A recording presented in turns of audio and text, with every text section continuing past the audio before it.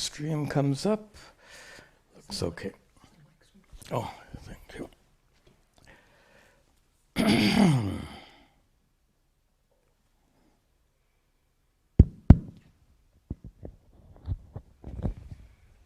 All right.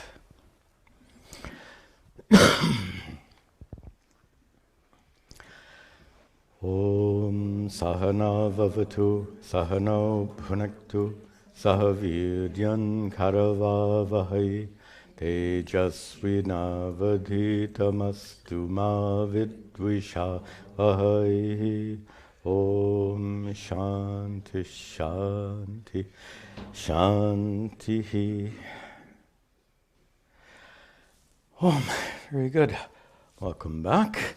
And no, that's not working. Let me fix that. Hope it works. There we go. Welcome also to the viewers who are joining this Satsang online. We have a lot of great questions again. And as always, more questions than we can get to. So I apologize in advance if we don't get to your questions. We'll take questions both from online and our local students. We'll start with online. This question comes from Krishna, who lives in Boston.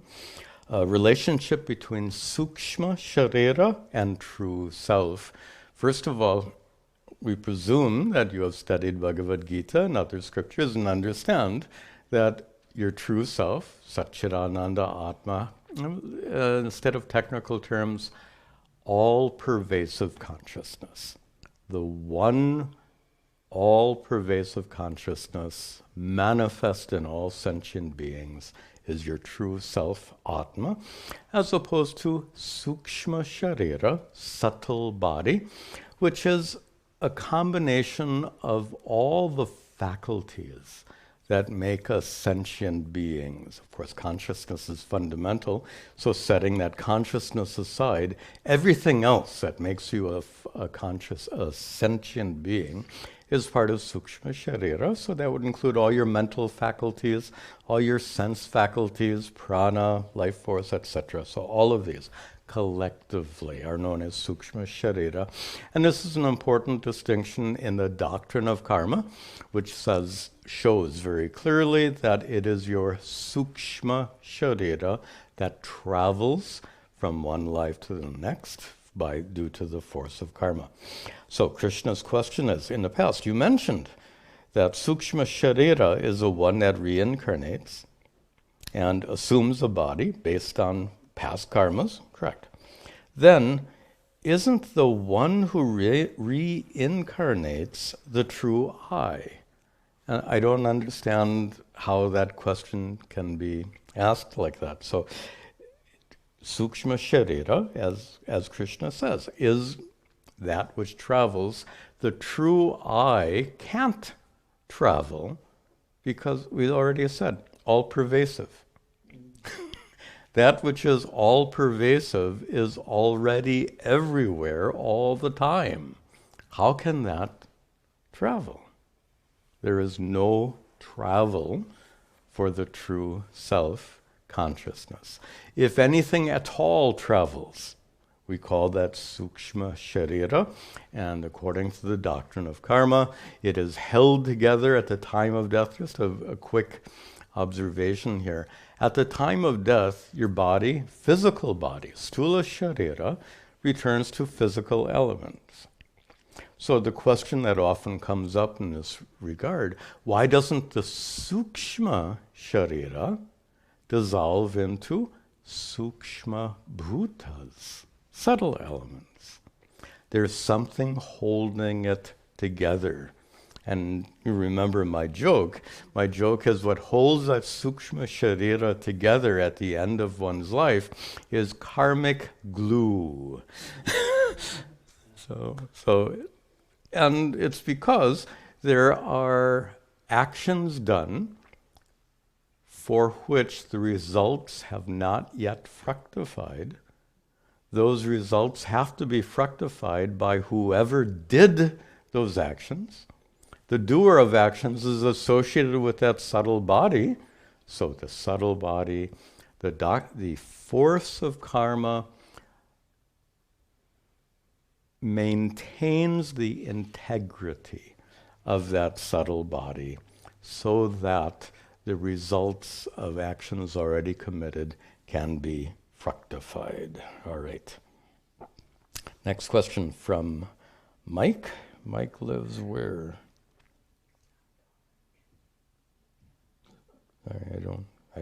Okay. Oh, here, Oakland, California, Mike. And Mike says, I just found I found my channel recently. I don't follow any specific, anyway, he's a new seeker. One of the things I've come across in my seeking, so he's recently found a paragraph, a paraphrase. He's recently found my YouTube channel, and he likes these teachings of Advaita Vedanta. Now, he goes on. One of the things I've come across in my seeking is the law of one. I don't know if you've ever heard of it, but it consists of teachings that come from non-physical beings that were channeled in the 1980s. Okay, law of one. Is that Ra? Is that the deity, the one who channels all of this stuff? Anyway, I see all this stuff, but I don't necessarily remember it. So there's a name of the being who channels it. I think was called Ra. I could be mistaken. So just for Michael, most of you understand this. Michael, being new to this teaching, might be unfamiliar with the fact that everything I teach is based not on my thoughts, nor is it based on channeled teachings received from some unincarnate being, but rather these were teachings originating with the rishis, the enlightened sages of ancient India, teachings that have been handed down generation from generation to modern times, teachings which have stood the test of time. Something to reflect on is if what the rishis taught was kind of silly, or if it was contradicted by modern thought or science, or if it was contradicted by postmodern thought, would we, if the teachings of the rishis were so weak, would we be meeting here today? My point being that these teachings have stood the test of time because of their innate validity. They can't be dismissed like that. So, on the other hand, the problem I have, first of all, I really don't know anything more about the law of one. I do know that many teachings are channeled. The famous Course in Miracles is channeled.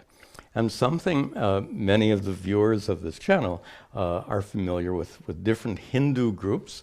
One quasi-Hindu group, which is about 100 years old, is the Theosophical Society, based in what was then Madras, now is Chennai. And of course, they have a big presence throughout India and throughout the world. They have many centers.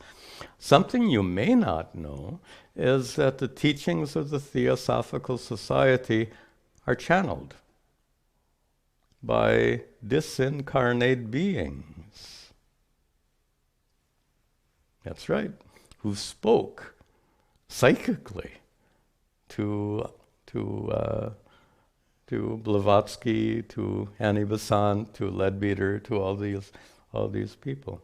Now, I'd like you to reflect on the difference between teachings that have come from the ancient rishis, been passed down generation after generation, stood the test of time.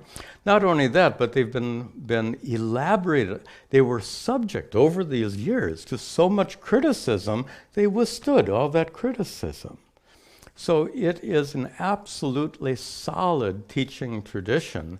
The problem I have with anything that's channeled is verifying its validity. How do we know? First of all, I have to admit, I do not personally believe that there are disincarnate beings who communicate anything to any human being.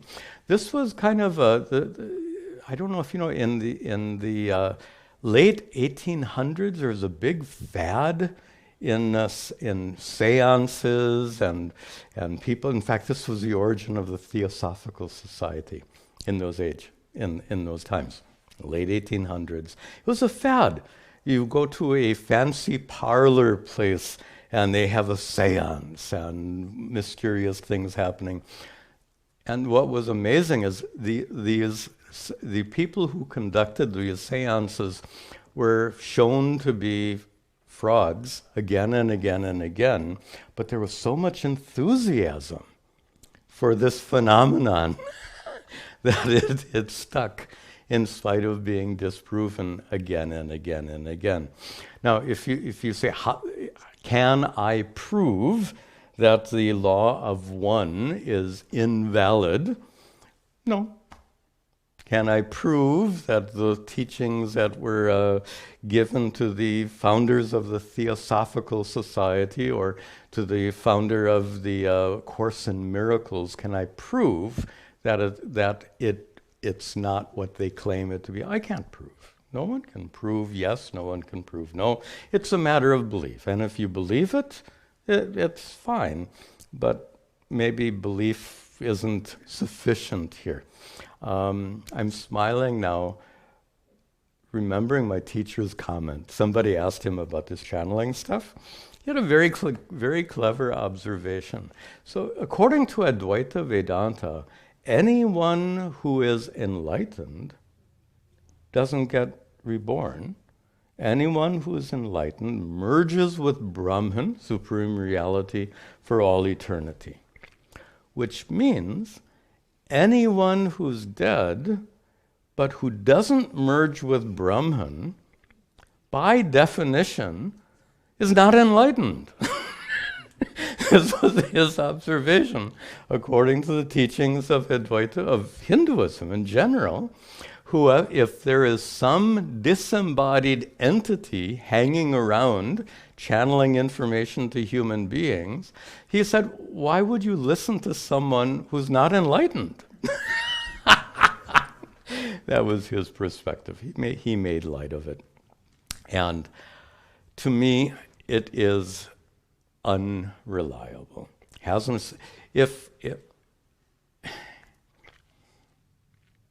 Just an observation. So, Theosophical Society has been around for 150 years. Has it grown tremendously as other religions have? It hasn't, if you understand the history. This Course in Miracles has a small group of dedicated followers. It's not huge. This law of one, probably similar, has a small group of very dedicated followers. My question is, will they stand the test of time? 100 years from now, will people still be studying the Course in Miracles and the channeled teachings of the law of one? I think it's unlikely. So anyway, to me, and you don't have to accept this, I'm just giving you my personal opinion, anything that they say is channeled, I think is highly, highly suspect, and perhaps need not be accepted at all. There's no way, again, no way to prove it, no way to disprove it. But actually, Mike goes on to make a more interesting point, and that is he found many similarities between the law of one and Advaita Vedanta. Just like there are many similarities between the Course in Miracles and Advaita Vedanta, and many similarities between what the Theosophical Society teaches and Advaita Vedanta. Not surprising, because the teachings of Advaita Vedanta are so profound and so fundamental and so authentic. So when you have an authentic teaching tradition, why go to something that is questionable, something that's channeled. Why not go to the actual source? And to me, that shows the value of Advaita Vedanta and a problem associated with different teachings that are channeled. And there are many. Next question from Jay, who lives in New York. How can someone have a belief in oneness, Advaita, without becoming a self-centered narcissist? Interesting.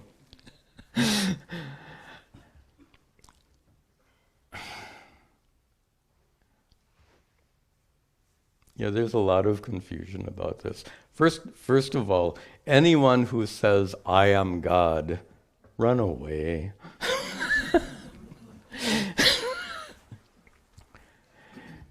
If somebody says, everything is God, that's all right.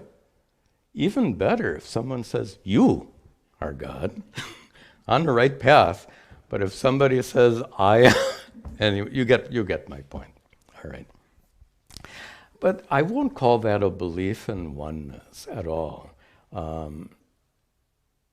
Oneness, Advaita, in our tradition of Advaita Vedanta, shows that there is one, Advaita, one without a second, one fundamental reality, which is common to us all.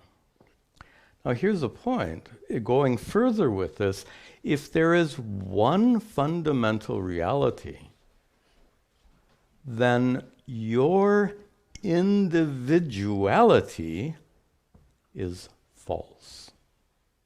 This is Advaita Vedanta.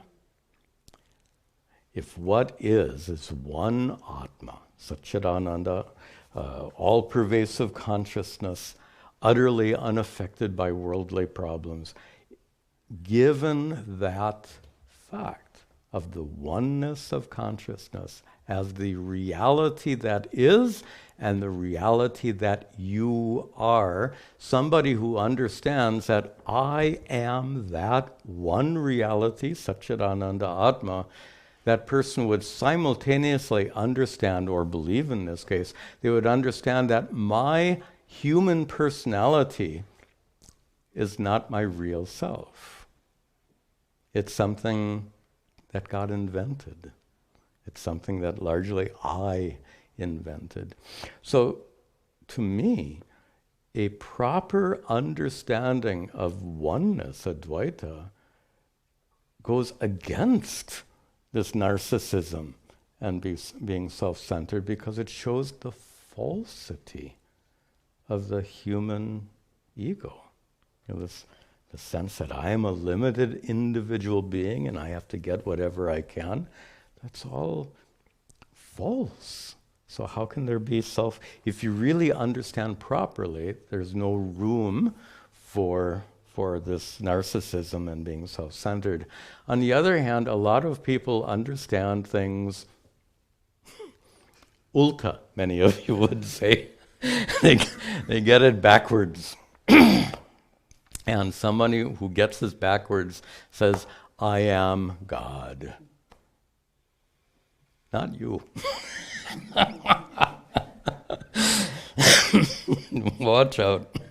All right, we'll take one more online question. This comes from Neil, who lives in Raleigh, North Carolina, on the eastern part of this country. He says, okay, let me go through this quickly. Bhakti movements often use very emotional words when describing Ishvara.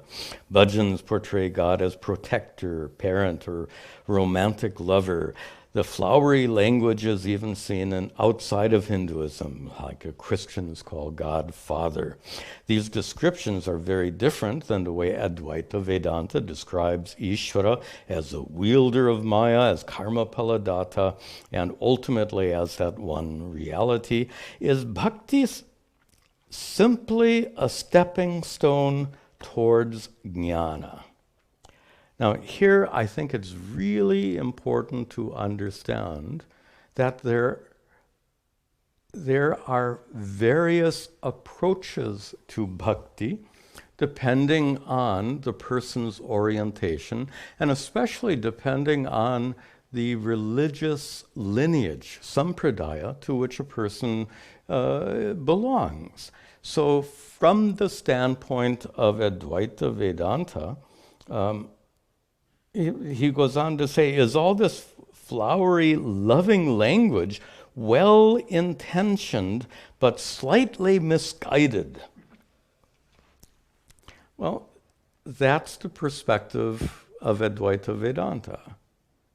But do all Hindus follow Advaita Vedanta? In fact, a tiny, tiny minority of Hindus follow Advaita Vedanta. So most religious traditions in India and around the world have a whole different approach to Ishvara. And to me, to say they're slightly misguided is not fair. That's a very narrow perspective from our Advaita Vedantic perspective. But from their perspective, whatever flowery language they use helps them. Well, then if it helps them, what's wrong with it? You know, I've said this before. So for Christians, Christianity is the best religion. For Jews, Judaism is the best religion. For Muslims, Islam is the best religion. For Krishna bhaktas, all this flowery language is the best. You know, so why? First of all, we wouldn't want to deprive them of what is valuable and helpful to them, nor can we really criticize them, because their goal is different than the goal of Advaita Vedanta. The goal of these bhakti-based religions is going to heaven, being with Ishvara, being with God in some way, to be in God's physical presence. I don't know if there is such a thing, but to be in, leave the word physical out, to be in God's presence after this life is the goal of bhakti-based religions, both Hindu and non-Hindu. It turns out that the goal of Advaita Vedanta is utterly different than that. Our goal is moksha, not going to heaven, and moksha being liberation, freedom, and a kind of freedom that can be gained here and now in terms of freedom from suffering.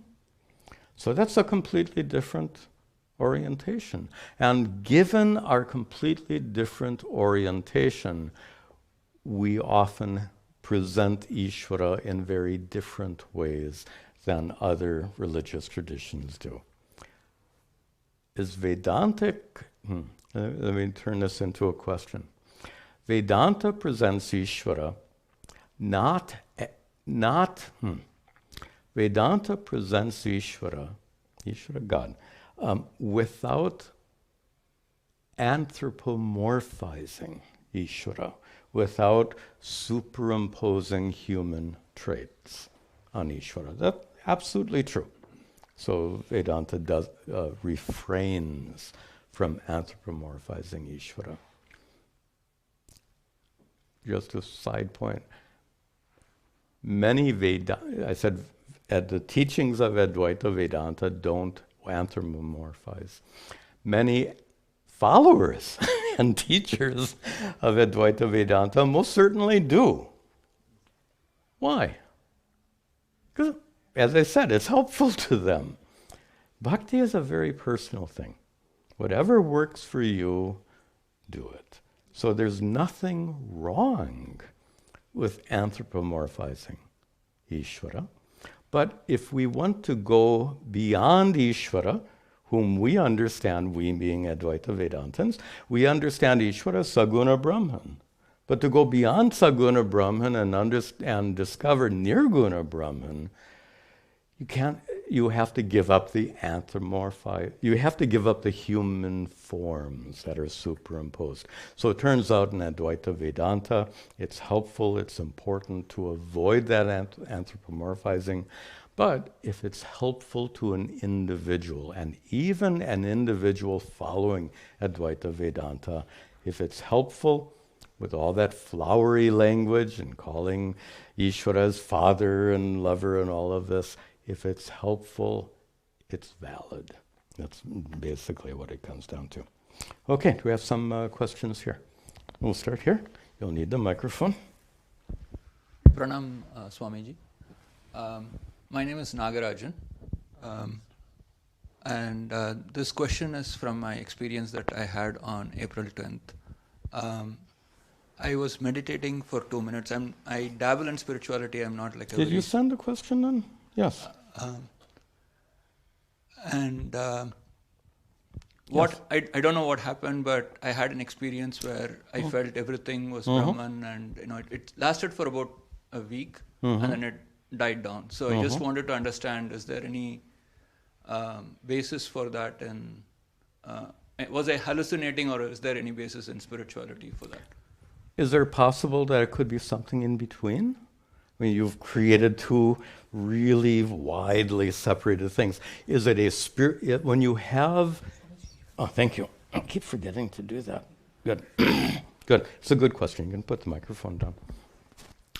When somebody has a spiritual experience of any kind, how do we judge its validity? That's a complicated question, right? Think about it. All the religious traditions of the world acknowledge these spiritual experiences. We were just talking about channeling. Isn't channeling a spiritual experience? How did the Quran come to exist?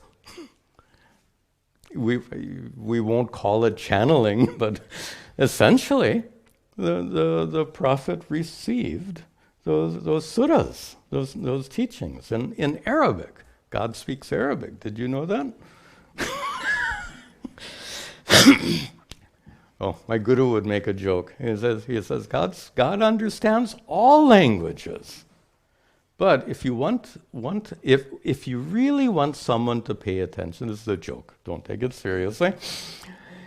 God understands all languages, so you can pray in any language you want.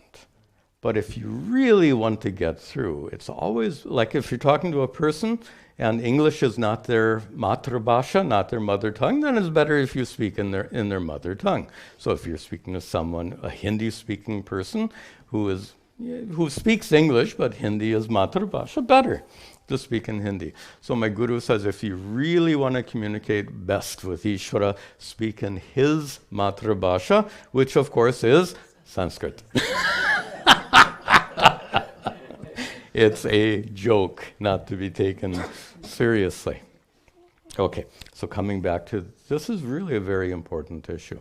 So we have all of these various spiritual experiences, none of which can be proven or disproven. Can we prove what Muhammad received in that cave, I think, right?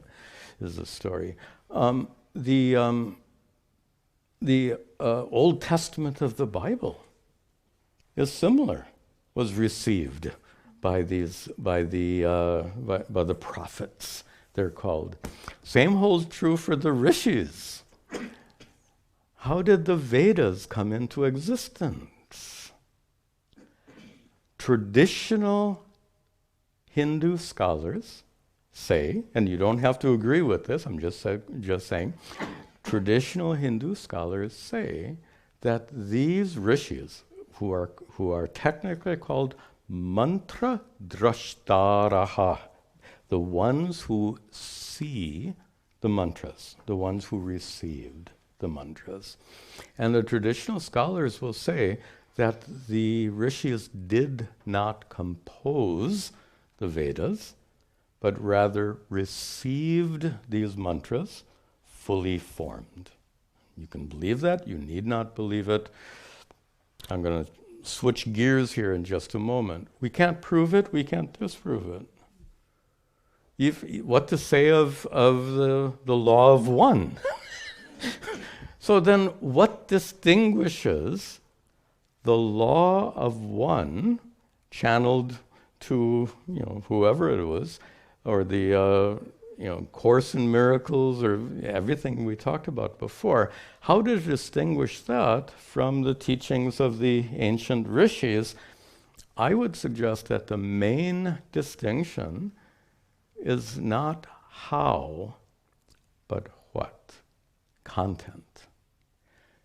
Judge all of these, in my opinion, not just my opinion. I think this is for most religious scholars will make this observation. Since you can't judge all these spiritual experiences to be true or untrue, then the only thing you can judge them, not only thing, but the important thing to evaluate is how useful are they? How helpful are they? That is, to judge according to merit. How much merit is there in the law of one? I have no idea. How much merit in the Course in Miracles? I've actually gone through parts of it. It's watered down Vedanta, so which means that the teachings are fine, but why go for something watered down? And the same would probably be true for the teachings of the Theosophical Society. They're okay, but the merits are lacking when compared to the original teachings of Advaita Vedanta. Now, with regard to religious experiences like Nagarajan's, how to judge, first of all, how to judge the validity, I can't judge. And even you yourself will have difficulty, and you admitted it. How can I know if it's a genuine spiritual experience or some kind of hallucination? You ask that question because you're not sure. And how can we know? Has your mind ever played a trick on you before? No. It happens. It happens to everyone. So our senses play tricks on us. Have you ever, optical illusions? How many of them? So if you're intelligent, you come to learn you can't trust everything you see, and you can't trust all your thoughts. There's some wisdom in that. We can't trust everything we see, think, or experience. Of course, we can give the benefit of the doubt to much of it.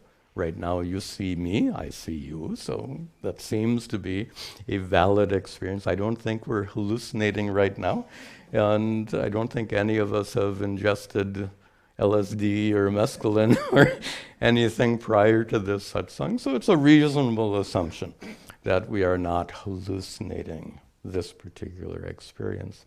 But it's much more subtle when it comes to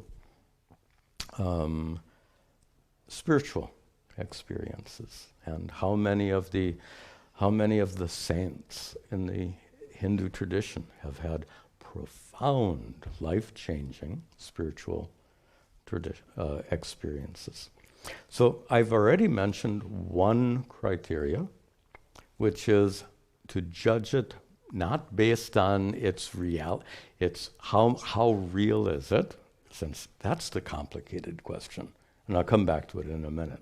How real is it? Let's set that aside. How helpful is it? Is one way we can definitely judge it. And I saw your email before, your question, yours was extremely helpful. Wonderful, excellent. To have any spiritual experience that inspires you on your spiritual path, that is excellent. Now, suppose you say it's not real. I'll share you just in my own practice. I've been meditating for about 40 years, and I learned young and practiced consistently and learned how to produce amazing, amazing experiences. In fact, at one point I felt like whatever I wanted to experience, I could create that experience just through various techniques and working at it hard enough. Now, look at this. I could design my own experiences. How real are they? I experienced them, but they weren't, they were manufactured through legitimate meditative practices. But they were still produced. In other words, I can't say Ishvara blasted me with some experience. I produced it. Of course, we understand everything we do is with Ishvara's empowerment, but that's not our topic right here. So, give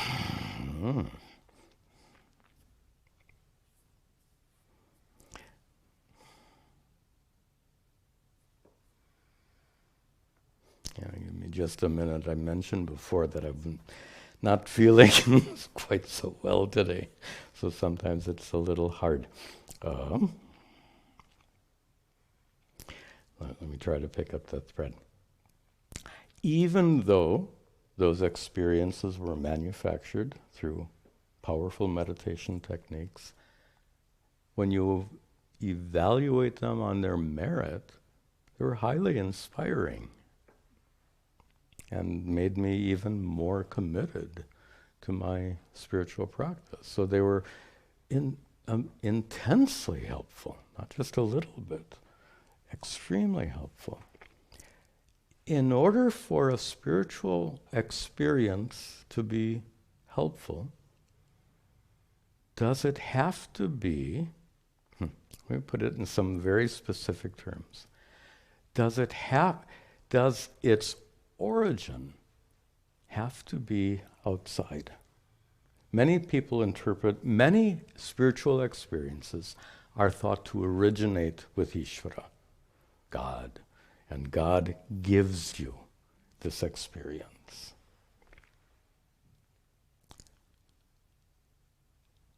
But I've given a counterexample of experiences that are produced.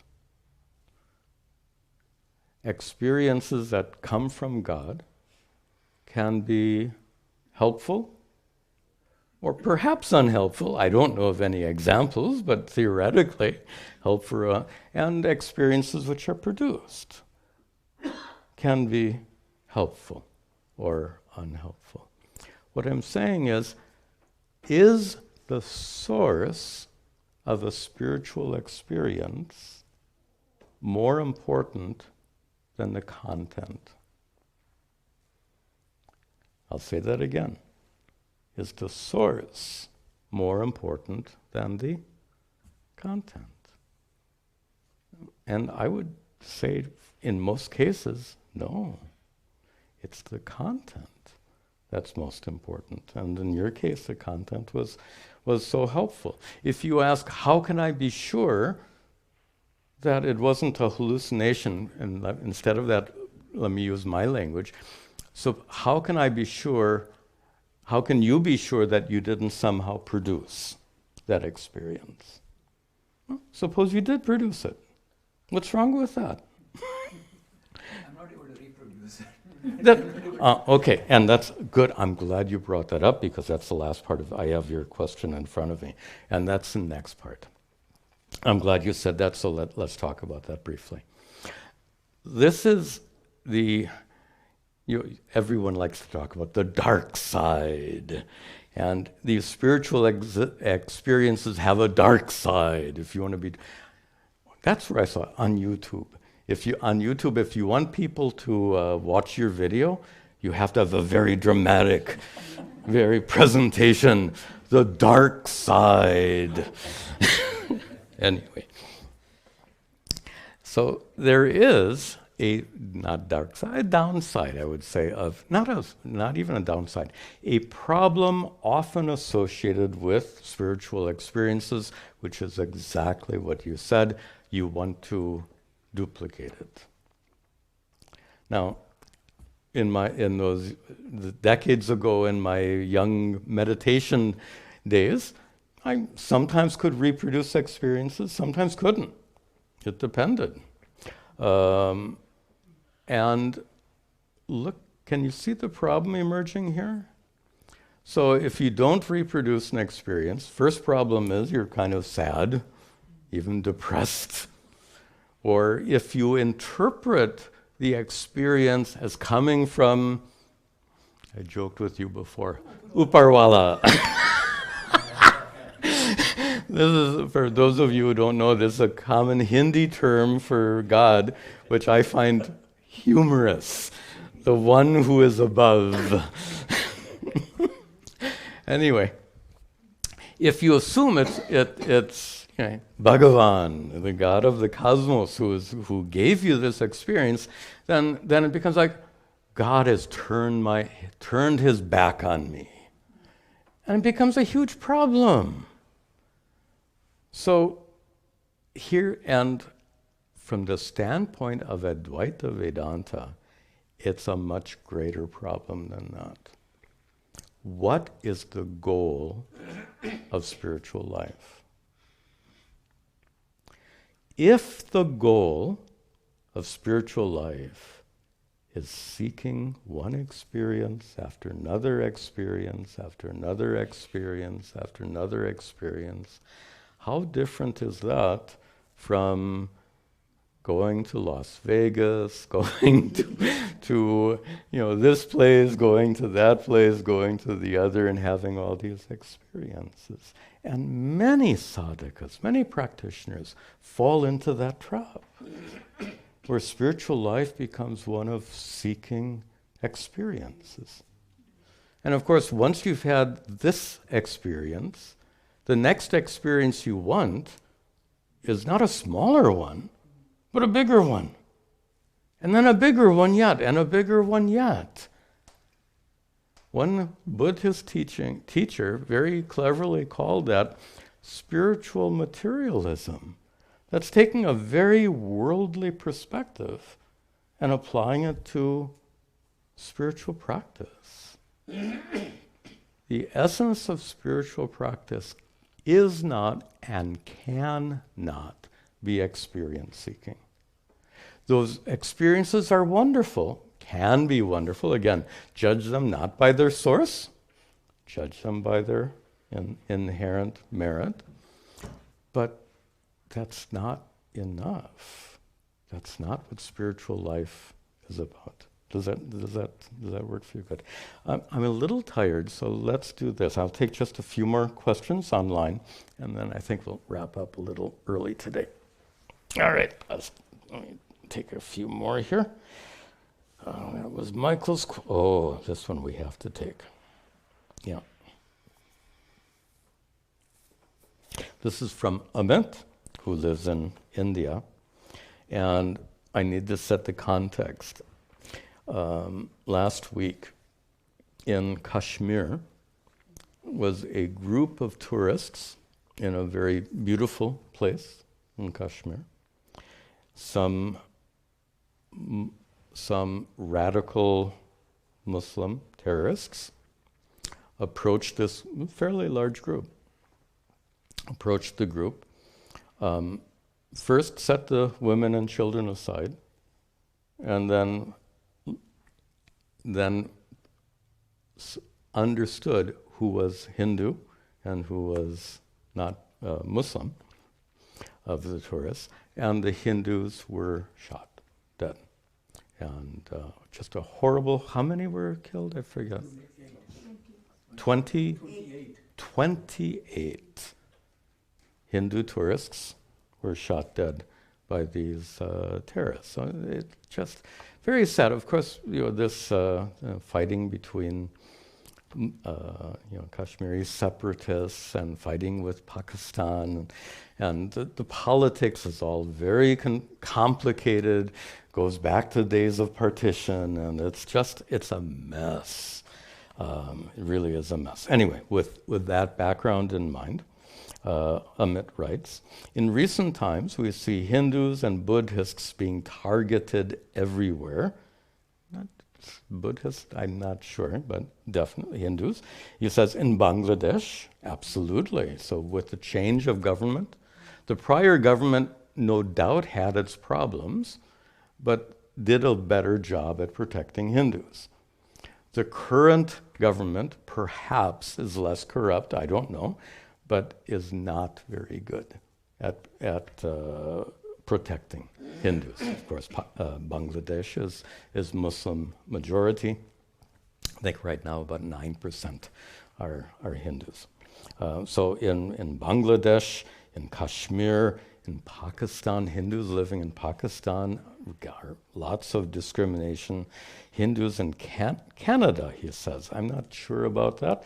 Canada is a pretty liberal kind of country, but I'm sure in some instances Hindus have been targeted. Temples get vandalized, true. Chinese drove meditating this is where the Buddhist reference is with reference to the Chinese handling Tibet. And in the 1950s and 60s, the Chinese drove Tibetans, made Tibet not Tibet, and they consistently are trying to erase Tibetan cultures. So he says Chinese drove meditating, non-violent Buddhists out from their land. So now comes a question, isn't it time to relook at the ahimsa and tolerance model meaning the adherence of Hindus to the doctrine of ahimsa, non-injury, and tolerance? Isn't it time to relook at ahimsa and tolerance when the enemy is bent upon spreading their religion by sword and has hatred? Shouldn't Hindu children be given military training for self-defense, along with scriptures, like the Sikhs do? I'm not sure all Sikhs have military training. I don't think that's quite true. Hindus seem to have become pacifists and are incapable of putting up a fight in today's times, like in Bangladesh, Kashmir, etc. Okay, there's an absolutely important point that's coming out here, but I think we have to look at it with a little more astute perspective.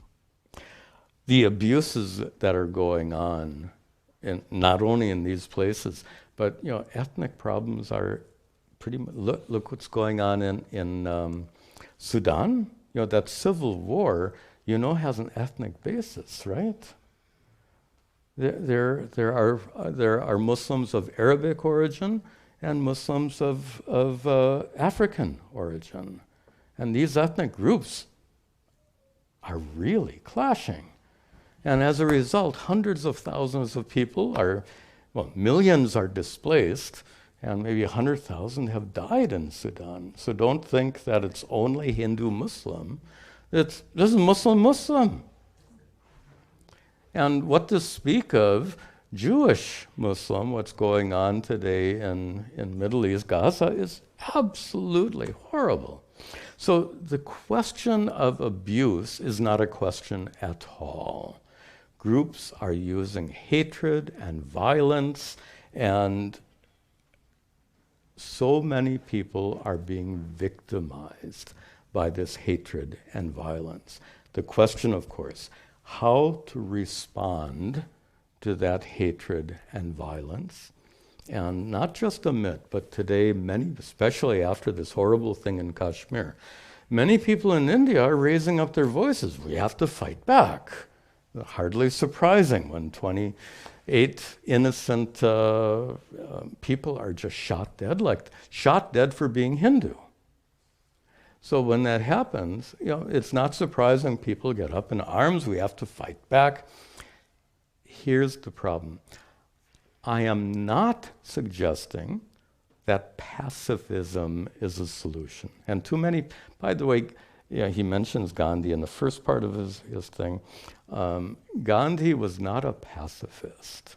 Anyway, there's a lot of, let me not get into it. It's a whole topic in itself. Ahimsa, Gandhi's ahimsa was not pacifism but it would take me an hour to explain why I feel that so just set that aside. What I am saying is that the solution to the problem, obviously pacifism means come and kill us, right? It does. I don't deny that. A country that fails to respond to terrorism will be subject to more terrorism. You don't have to be a brilliant political scientist to understand that. So if a country or a people or a culture fails to respond to abuse, they will be more subject to abuse in the future. So pacifism is not an option. Take it off the table. The opposite of pacifism means an eye for an eye. If they kill us, we're going to kill them. And that's Amit's proposition here. We should protect ourselves. Hindus should learn how to protect themselves. And I understand the motivation and the emotions behind that. It doesn't work, period. And what's going on in Kashmir and Pakistan, what's going on in Gaza, what's going on in Sudan, all of that illustrates why to meet violence with violence doesn't work. But wasn't World War I the war to end all wars? Yeah? What a joke! And how naive to think that war can end war. Isn't that counterintuitive? Absolutely. And let me be more concrete, and I think maybe we'll end with this. I'm getting... Yeah, we'll see. Okay, here's what happens. Fighting between Jews and Muslims in Palestine has been going on now for 80 years. And what happens is that Muslims keep killing Jews. Jews get angry. Jews keep killing Muslims. Muslims get angry.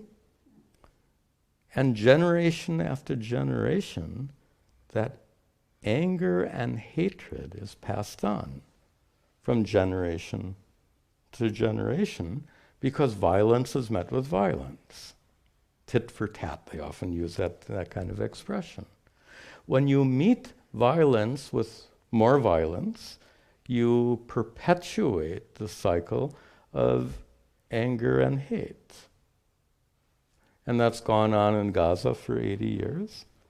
That's gone on in Kashmir for almost about the same amount of time since partition. So it's the same thing.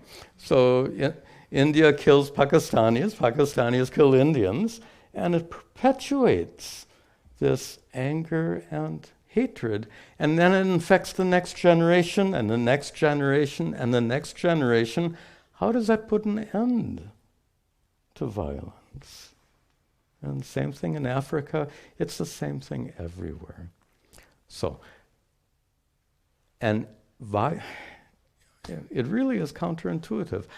How can we be so naive as to think that violence is a solution to violence? What is the solution? And I guess this is the perspective of a Vedanta teacher. The solution is education. I'm absolutely convinced the solution is education. For Pakistanis to be more educated about Indians, for Indians to be more educated about Pakistanis. Whenever there are these groups that come together, that is the most positive thing. That happens quite a bit in Palestine. There are so many Jewish Muslim groups. Israeli-Palestinian groups coming together to address this pattern of hate and anger going generation after generation. Maybe when I said education is not the right word. It doesn't convey what I wanted to convey. Violence will be ended when we address the anger and hate. Does violence remove anger and hate? Or does violence create more anger and hate? We have to address, and by the way, I don't know how, and don't think that I don't have all the answers. No one has all the answers. These situations in Gaza and in Kashmir, really complicated. And, the people being angry and hateful, they're angry and hateful for a lot of reasons. And there's no magic wand that you can wave to simply make all that anger and hatred go away. So I don't know what the solution is. I know what the solution isn't. I'm very clear about that. The violence continues because of hate and anger. Violence creates more hate and anger.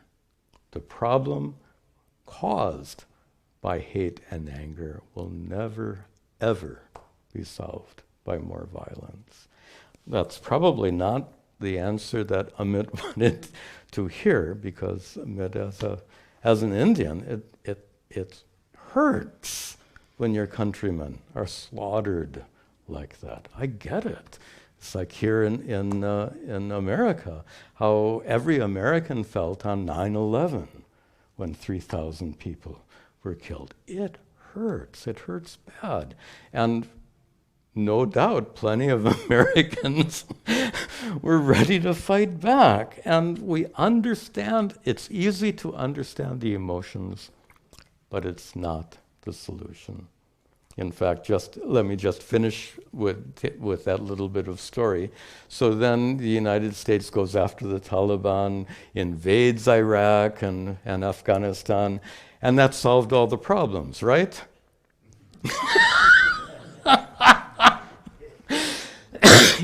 You have to admit, it made the problems worse. It did. Maybe we solved one little problem got solved, Al-Qaeda. Okay, fine. It was a terrible group, and anyway, they were kind of made dysfunctional, and that's a good thing. But the general response of to meet violence with violence, let's just admit, it's a failed strategy. We see so many examples. I'm again, not a pitch for pacifism, and we'll end here, but allow me to hint, ahimsa is not a doctrine of pacifism. And maybe another time we can discuss it, maybe in the next satsang. And I think this would be a good place to conclude for today. Om sarve bhavantu sukhinah, sarve santu niramayaha, sarve bhadrani pashyantu, ma kaschid dukkha bhag bhavet, asato ma sadgamaya, tamaso ma jyotirgamaya, mrityor ma amritangamaya. Om shanti shanti shanti. Om Tat Sat. See you next time.